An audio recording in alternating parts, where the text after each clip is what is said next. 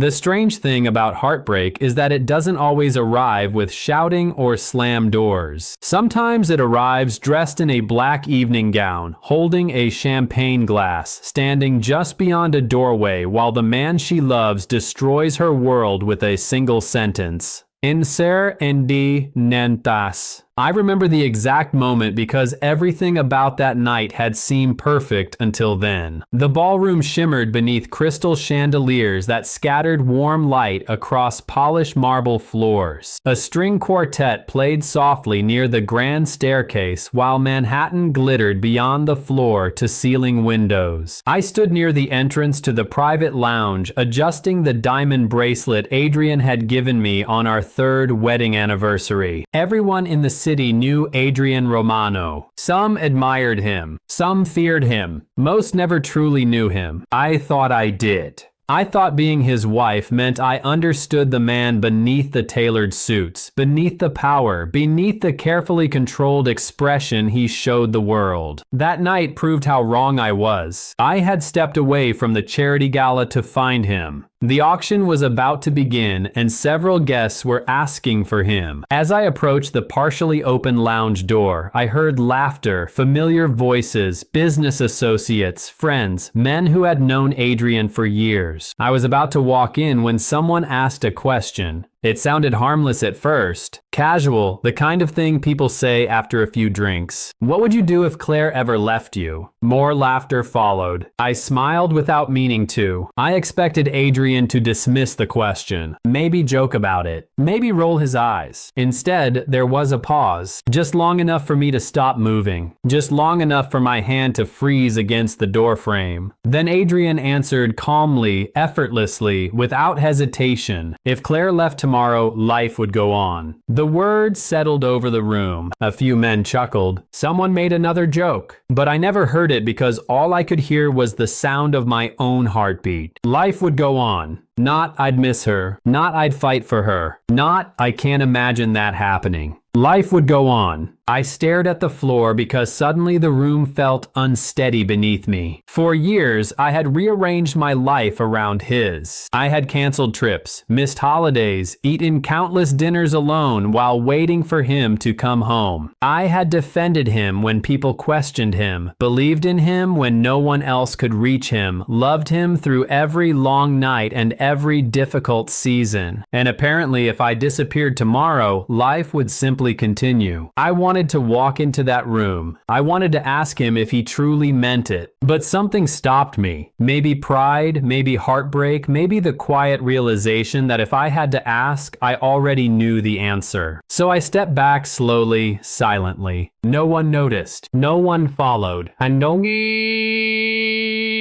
The music from the ballroom drifted through the hallway as I forced myself to smile for strangers and pose for photographs and play the role everyone expected. But inside something had changed, something important, something final. And while Adrian Romano continued enjoying the evening, completely unaware of what had happened, I made a decision that would change both of our lives forever. The next morning I woke up before sunrise, even though I had barely slept at all. The digital clock beside the bed glowed 5:17 a.m. in pale blue numbers, and for a moment I stared at the ceiling, listening to the silence. Adrian was beside me, asleep on his back, one arm resting across the expensive sheets. From a distance, he looked peaceful, younger somehow, less like the man who controlled boardrooms and negotiations and impossible decisions every day. Less like the man whose words had followed me home from the gala like a shadow I could not escape. I turned my head and studied him in the dim light filtering through the curtains. 3 years ago, I would have reached for his hand. 3 years ago, seeing him asleep beside me would have made me feel safe. This morning, I felt like a stranger sharing a room with someone I no longer understood. I slept quietly out of bed and walked downstairs. The mansion felt enormous before dawn. Every room seemed too large, too empty. The kitchen lights cast a warm glow across the marble countertops as I brewed coffee. The familiar smell filled the air, but even that comfort felt different now. I wrapped both hands around the mug and stood by the window overlooking the city. New York was beginning to wake up. Headlights moved along distant streets. Office buildings glowed against the dark horizon. Life was going on. The thought made something ache inside my chest. Adrian came downstairs nearly an hour later. He loosened his tie as he entered the kitchen, already checking messages on his phone. His schedule had always been relentless. Meetings, calls, events, endless responsibilities. I used to admire his dedication. Now I wondered how many years I had spent competing with it. "Morning," he said casually. "Morning." He kissed my cheek without looking up from the screen. It was automatic, a habit, the kind of gesture people perform without thinking. Then he poured himself coffee and started discussing a dinner event later that week. He talked while scrolling through emails, talked while answering a text, talked while reviewing his calendar. I realized halfway through the conversation that he had not once looked directly at me, not once. And somehow that hurt more than the sentence itself. The days that followed settled into a strange routine. Outwardly, nothing changed. We attended functions, shared meals, smiled for photographs, the perfect couple everyone expected us to be. But inside, something had shifted. I started noticing things I had ignored before. The empty chair across from me during late dinners. The unread books I had bought while waiting for him to come home. The vacations we postponed. The promises that quietly disappeared beneath more urgent priorities. One afternoon, I opened an old storage box in my home office. Inside were photographs from our first year together. Beach trips, road trips, ordinary moments. Adrian smiling without a phone in his hand. Adrian laughing so hard he could barely stand. Adrian looking at me like I was the most important person in the room. I sat on the floor for almost an hour holding those pictures, trying to remember when everything had changed, trying to remember when I had started becoming invisible. That night, Adrian returned home after midnight. I heard his footsteps in the hallway, heard him pause outside my office door. For a second, I thought he might come inside, ask what I was doing, notice the photographs scattered around me, notice me. Hador kaptadi omdetim.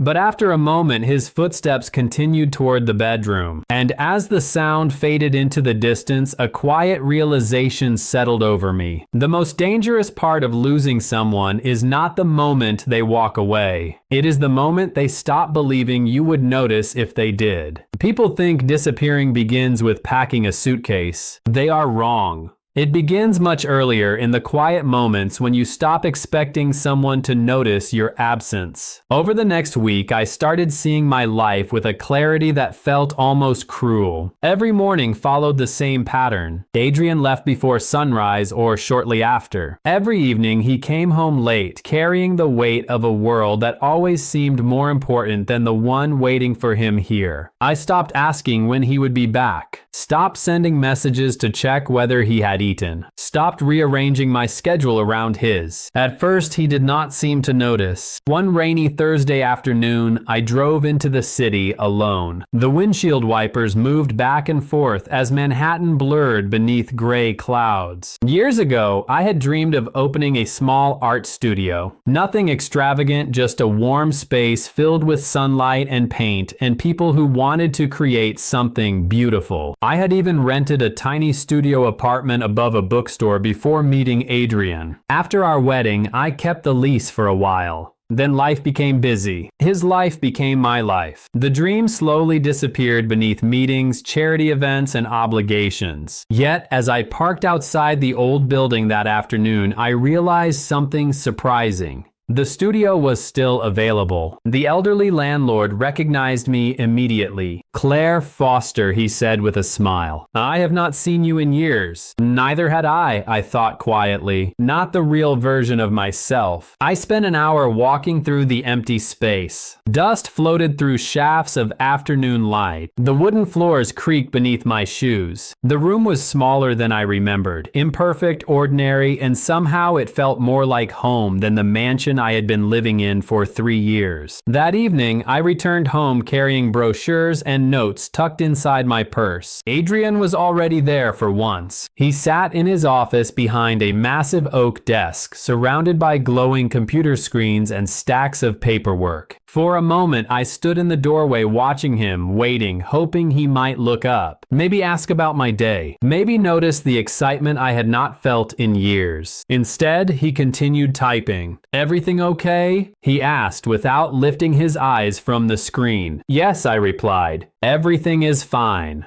The answer sounded strange coming from my own mouth. Fine. Such a simple word for something that was quietly breaking apart. Later that night, I opened a fresh notebook and began writing. Not a goodbye letter. Not yet. Just a list. Things I had always wanted to do. Places I wanted to visit. Goals I had abandoned. Dreams I had postponed. The list grew longer than I expected. When I finally looked up, nearly 2 hours had passed. I heard Adrian's voice drifting from downstairs as he spoke on the phone. Calm, confident, in control. The same voice that could command a room full of powerful people. The same voice that once made me feel chosen. I closed the notebook and stared out the window toward the city lights. For the first time in years, I was not imagining a future built around Adrian Romano. I was imagining one built around myself. And somehow that realization felt both terrifying and freeing at the exact same time. The most painful goodbyes are the ones nobody sees coming. 2 weeks after the gala, I stopped waiting for signs that Adrian would notice something was wrong. First, that realization hurt. Then it became strangely liberating. I no longer checked my phone every few minutes. I no longer rearranged dinner reservations when meetings ran late. I no longer sat awake staring at headlights outside the mansion, hoping the next car would be his. Instead, I started building routines that belonged entirely to me. Every Tuesday and Thursday afternoon, I returned to the little studio above the bookstore. The landlord handed me the keys after I signed a new lease agreement. The metal felt cool in my palm. Small, ordinary, yet holding those keys felt more significant than any diamond necklace I had ever owned. The space slowly began transforming. Fresh paint covered the walls. New shelves appeared. Sunlight poured through the tall windows each morning. I spent hours sketching layouts and planning classes. For the first time in years, my future felt like something I was creating instead of something I was simply accompanying. Meanwhile, life inside the mansion continued exactly as before. Adrian remained consumed by work. His calendar filled weeks in advance. His phone rang constantly. His assistants appeared and disappeared, carrying folders and schedules and updates. Sometimes we crossed paths in the hallway like polite strangers sharing the same hotel. One evening, he arrived home earlier than usual. I was sitting in the library reviewing paperwork for the studio when he entered carrying 2 glasses of wine. It surprised me because moments like this had become rare. He handed me 1 glass and sat across from me. "You have been quiet lately," he said. I almost laughed, not because the comment was funny, but because it was astonishing. Quiet lately, as if the distance between us had appeared overnight, as if it had not been growing for years. "Maybe I have just been thinking," I replied. He nodded absently about what? I looked at him for several seconds. This was the moment I realized a doorway, an opportunity. If he truly wanted to know, I would tell him everything. The loneliness, the disappointment, the dreams I had buried, the sentence I could not forget. But before I could answer, his phone vibrated. He glanced at the screen. Then again, then a third time. Within seconds, his attention was gone. "I am sorry," he said while already standing. "This cannot wait." And just like that, the moment disappeared. The door closed behind him. I sat alone in the library, holding a glass of wine neither of us had touched. Strangely, I did not cry. I did not feel angry. What I felt was certainty. Later that night, I opened my notebook and added a new item to the list. Fine, an apartment. So, dot. The words stared back at me from the page. Simple, direct, real. Over the next several days, I quietly met with a realtor. I opened a private bank account using funds I had earned from investments made long before my marriage. I organized documents, sorted personal belongings, made decisions I should have made years ago. Nobody noticed.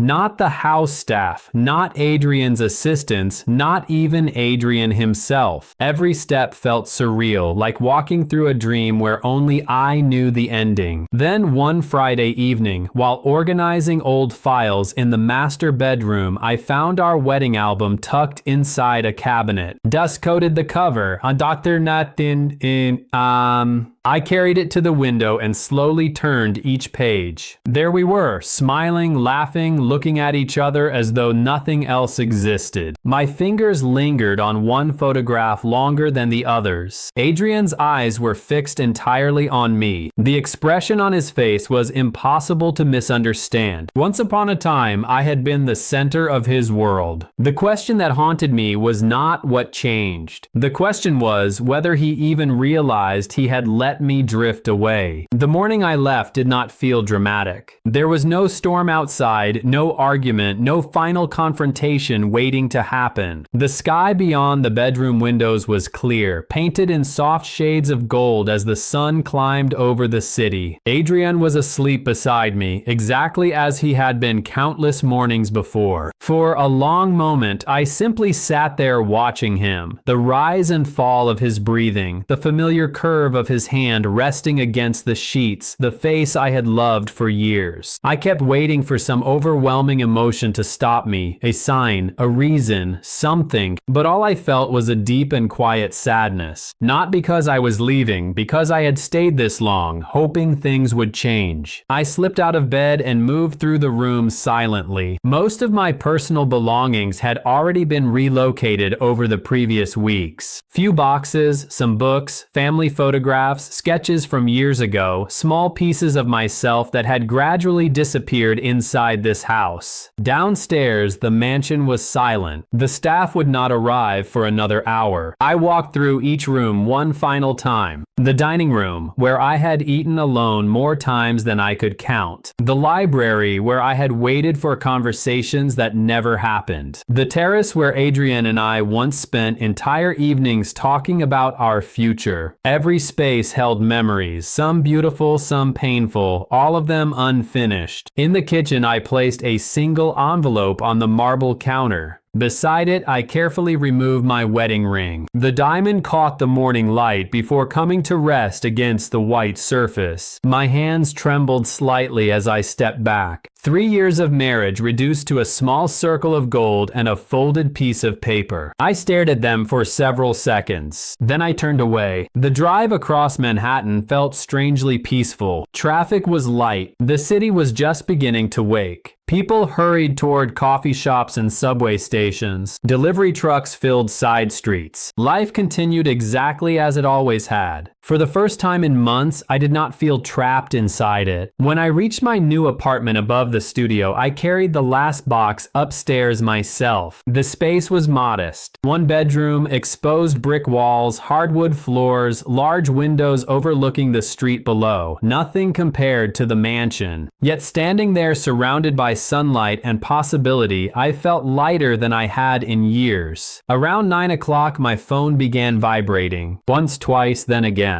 Adrien. I stared at his name appearing on the screen. I knew exactly what had happened. He had woken up, walked downstairs, seen the ring, found the letter. My chest tightened, but I did not answer. A voicemail appeared. Then another, then a third. I sat quietly beside the window as the city moved beneath me. Finally, after nearly an hour, I opened the letter I had written a week earlier and reread the final sentence. The same sentence Adrian would be reading at that exact moment. The same sentence that explained everything without anger, blame, or cruelty. For simple words, now life goes on. People imagine heartbreak as something loud. They imagine shattered glass, raised voices, dramatic endings. The truth is much quieter. Sometimes heartbreak sounds like an empty house. 3 days after I left, I finally listened to one of Adrian's voicemails. I sat on the floor of my apartment surrounded by unopened boxes while sunlight spilled across the hardwood floor. His voice filled the room. First, he sounded confused. "Claire, call me. The second message came 2 hours later. I do not understand what is happening. By the third message, something had changed. The confidence was gone. Please answer your phone. I deleted none of them. I simply placed the phone face down beside me and stared out the window. Meanwhile, life inside the mansion was unfolding without me. At least that was what Adrian had always believed would happen. Later, I would learn how wrong he had been. The first morning after my departure, he reportedly skipped breakfast. Not unusual.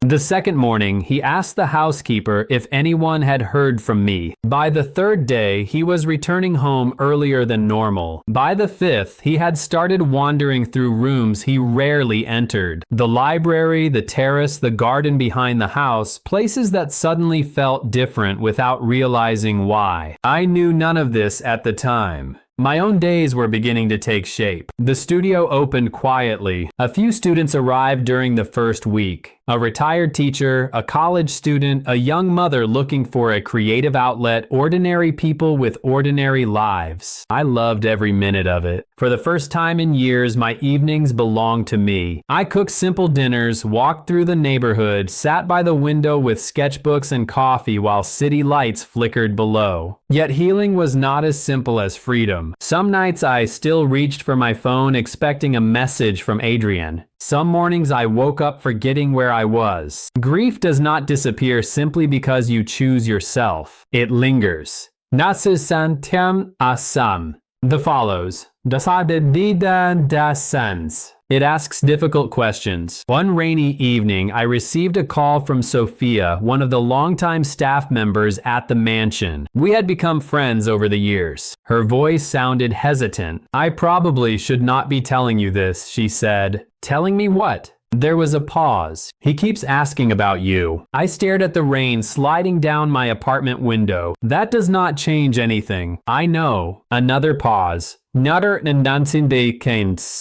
Claire, I have worked in that house for 8 years. I have never seen him like this. After the call ended, I sat quietly for a long time. Part of me wanted to believe it mattered. Part of me wanted to believe he finally understood. But understanding loss is not the same as understanding love. Later that night, as I locked the studio and stepped onto the sidewalk, I noticed a black car parked across the street. It remained there for only a few seconds before pulling away into traffic. Maybe it meant nothing. Maybe it was coincidence. Yet something deep inside me whispered otherwise. Because for the first time since I walked away, I had the unmistakable feeling that Adrian Romano had stopped waiting for me to come back and had started looking for me instead. The truth rarely arrives all at once. It arrives in fragments, receipts tucked inside drawers, forgotten photographs, conversations nobody realizes matter until years later. Nearly a month had passed since I left. When Adrian finally stopped searching for explanations and started searching for answers, I learned that later from Sophia.